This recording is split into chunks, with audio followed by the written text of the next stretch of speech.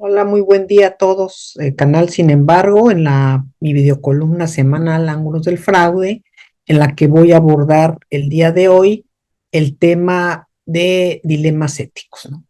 El tema es importante que nos vamos a referir a un ámbito no solamente gubernamental, sino privado y hasta en la vida de cada uno de nosotros, cómo juegan estas dudas, cómo debemos nosotros de abordar estos dilemas cuando entendemos que un dilema ético es una decisión difícil. Es una decisión difícil en la cual se espera que la gente vaya más allá de lo que establece el derecho y con un estándar mínimo de conducción.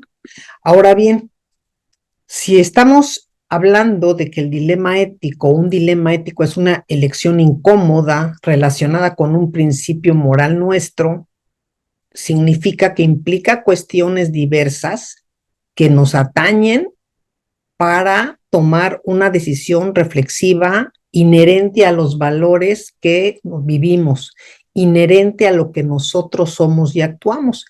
Y esto si lo aplicamos en una organización, tendríamos que entender que la ética abarca distintas áreas, no solamente la área individual o el área organizacional. Hablamos de que la corrupción impera en muchas organizaciones, que afecta a las empresas, que no en todas existen los canales o sistemas de denuncias o la persona con quien nosotros consideramos que podemos encauzar un dilema ético, que significa platicarlo y prever con esta persona cuál sería el mejor consejo. Y aquí la auditoría interna, en su rol anticorrupción, ha dejado mucho que desear en ambos sentidos, porque no hay realmente un área específica con las personas idóneas, con las características necesarias que puedan en un sentido claro ofrecer una alternativa, la confianza a la persona para que tome la decisión idónea y sobre todo que no habrá represalias. Y estamos hablando que hay graves colapsos corporativos que hemos conocido, que derivan, por supuesto, en pérdidas financieras y todo ello conlleva la ruptura de una cultura ética. O en su caso, que fue una cultura débil o inexistente y estas prácticas corporativas son las que permiten esos espacios donde las personas entran y encuentran la oportunidad de cometer hechos delictivos. Ahora bien, cuando estamos hablando nosotros de de los dilemas éticos, significa que alguien va a tomar una decisión y necesita saber que está haciendo lo correcto. ¿Por qué decimos que a veces requerimos ese apoyo externo? Porque sabemos que pueden haber cuestiones que afectan nuestra vida, nuestro entorno laboral, inclusive en algunas encuestas que se hicieron en países en Europa, en Estados Unidos, las respuestas a por qué no denunciaban las personas cuando veían que había algo irregular, pues era lo que ya hemos oído también en muchos espacios cercanos. No es de mi interés, no me importa porque nunca pasa nada, yo no quiero problemas en el trabajo, de todos modos no van a hacer nada. Y entonces, bueno, si tienen ese incentivo negativo en la cual no se establece o saben, consideran que no hay un proceso efectivo de investigación, pues cómo van a asegurarse que se proporcione una protección efectiva a los denunciantes. Eso en la vida real es muy, muy difícil, salvo en algunas empresas. Me ha tocado visualizarlo, me ha tocado colaborar con ellas, en las cuales sí hay un enlace apropiado entre el sistema de denuncias y la auditoría interna, pero las líneas de reporte no son tan claras. Y si hablamos de la ética en las organizaciones, estamos hablando de un conjunto de principios y valores mediante los cuales esperamos que una organización, una empresa, defina cuál es su misión y cómo espera el comportamiento de sus miembros.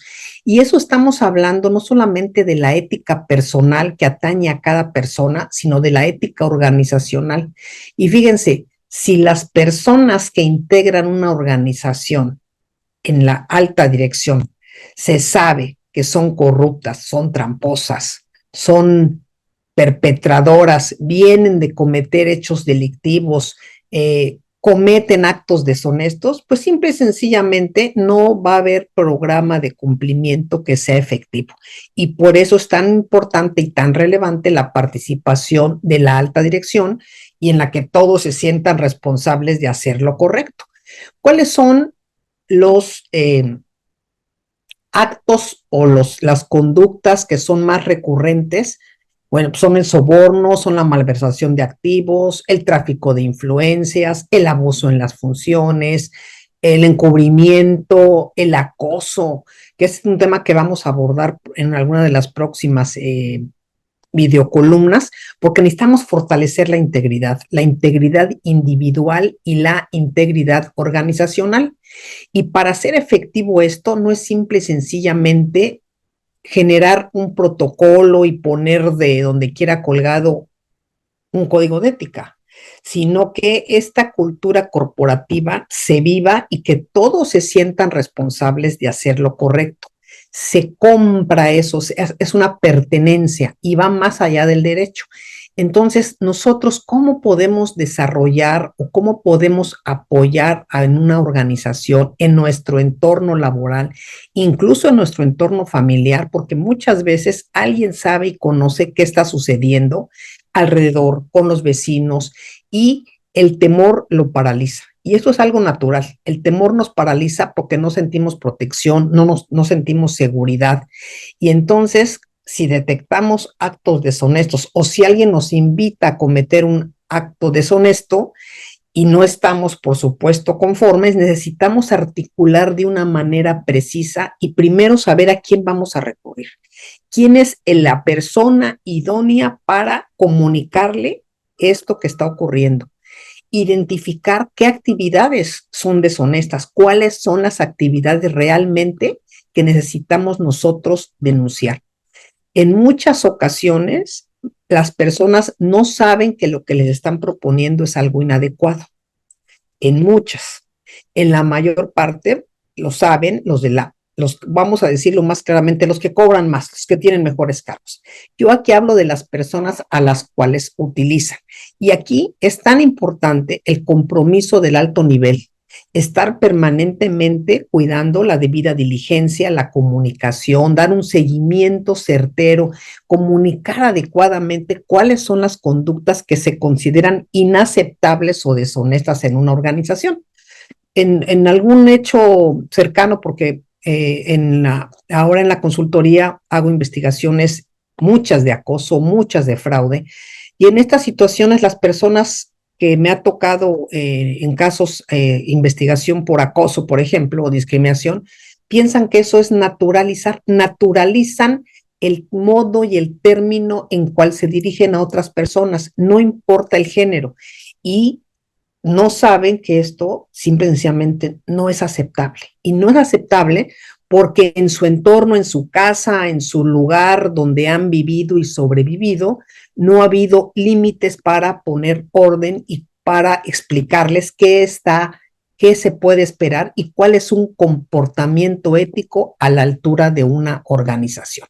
Entonces, si las organizaciones saben que pueden existir presiones para los empleados, que pueden existir dificultades financieras, que hay problemas. Después de la pandemia se generaron muchos temas, muchos vinculados a lo que es la ética de la responsabilidad.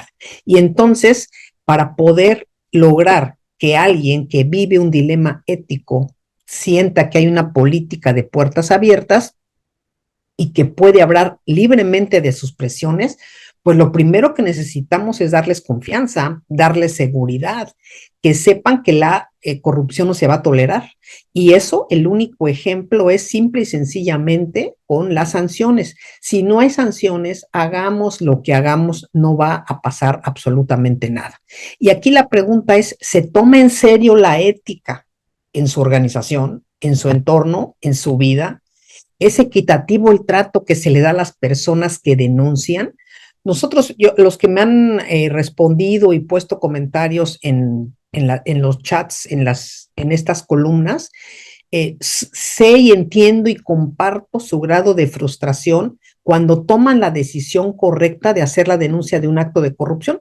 ¿Y qué es lo que sucede? Que los corren, las decisiones las toman en alta dirección, los toman como conflictivos y finalmente lo que se vive es que hacer las cosas correctas implica que tengas un castigo, cuando lo que deberíamos esperar es que la capacidad y la fuerza de alguien que decide enfrentar un dilema ético sea premiado. Y el premio no es un premio patrimonial, no, es un premio, es un incentivo en el cual la integridad se revela, se premia, se les da ese espacio para denunciar ese comportamiento inadecuado y se les informa cómo acabó la situación, que todos se sientan responsables de hacer lo correcto.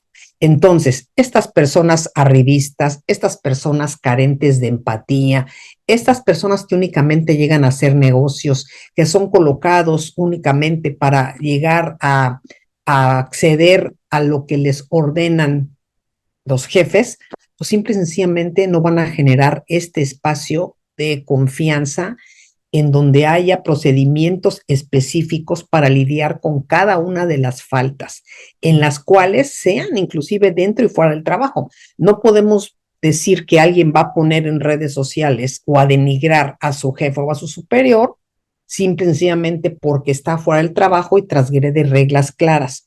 Entonces, es la información de la organización suficiente para conocer que los comportamientos éticos son los esperados, los comportamientos individuales son aquellos que van a conformar en un entorno la ética organizacional y el deber de cada uno de comportamiento. ¿Qué tanto lo sabemos?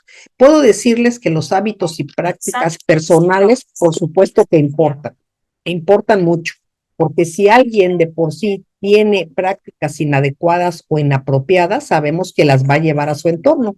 Ahí es cuando nosotros necesitamos saber bien qué hacer y cómo hacer. Entonces, la poca ética es sobre todo algo que no debemos permitir.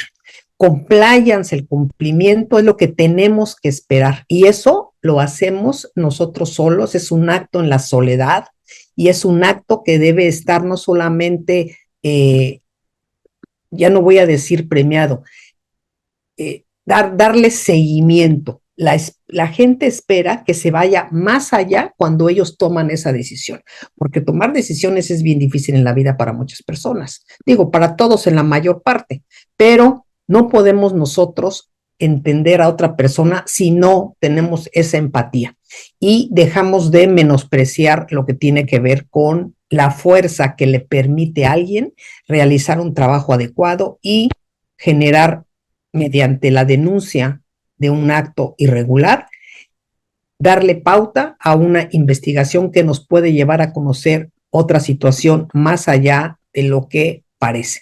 Entonces, sí, los invito a todos, simple y sencillamente, a hacer siempre lo correcto, a no ponerse en riesgo, por supuesto, y a que las personas, imagínense, todos aquellos que han dado o han tenido represalias con quienes tienen ese valor, ¿creen que alguien más va a confiar en ustedes? Porque todo se sabe. Muchas gracias, buen domingo y nos vemos en la siguiente videocolumna. No se olviden de dar like, por favor. Descansen.